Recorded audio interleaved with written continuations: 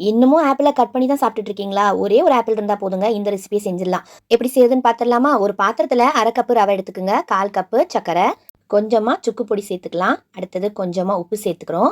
Soda உப்பு கொஞ்சமா சேர்த்துக்கிறேன். சமையல் சோடான்னு சொல்லுவாங்க இல்லையா? அது கொஞ்சம் சேர்த்துட்டு, கொஞ்சமா தண்ணி ஊத்தி நல்லா மிக்ஸ் பண்ணிக்கலாம். நல்லா மிக்ஸ் பண்ணதுக்கப்புறம் பாருங்க, இன்னும் கொஞ்சம் தண்ணி சேர்க்க வேண்டிய வந்தா சேர்த்துக்கணும். கொஞ்சமா தண்ணி சேர்த்து நல்லா மிக்ஸ் பண்ணிக்கிறேன். இந்த ரவை எல்லாமே நல்லா கொஞ்சம் ஊறி வரணும். அப்பதான் நல்லா சாஃப்ட்டா இருக்கும். ஒரு 10 நிமிஷத்துக்கு இத அப்படியே ஊற விட்டுறலாம். இப்போ ஒரு மிக்ஸி ஜார் எடுத்துக்கங்க. 1/2 கப்பு தட்டின வெல்லத்த சேர்த்துக்குங்க.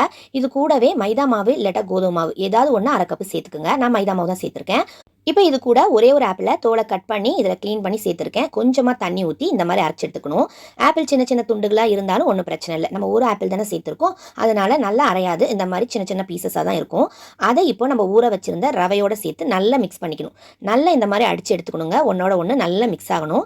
நல்லா மிக்ஸ் பண்ணிவிட்டு நீங்கள் இதை அப்படியே ஒரு 15-20 நிமிஷத்துக்கு ஊற விட்டுருங்க. அப்போ தான் ரவை எல்லாம் ஊறி நல்லா இந்த மாதிரி கட்டியாக உங்களுக்கு மாவு கிடைக்கும். பணியாரக்கல் இல்லைன்னா நீங்கள் எண்ணெயில் கூட பொரிச்சு எடுக்கலாங்க.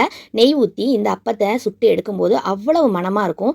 ஆப்பிளோட மணமும் நெய்யோட வாசமும் சேர்ந்து அவ்வளோ டேஸ்டா இருக்கும். இந்த மாதிரி ஆப்பிள வித்தியாசமா நீங்களும் ட்ரை பண்ணி பாருங்க. ரொம்ப டேஸ்டா இருக்கும். ஆப்பிள் நெய் அப்பம் சூப்பரா ரெடி ஆயிடுச்சு. ட்ரை பண்ணி பாருங்க. பாய்.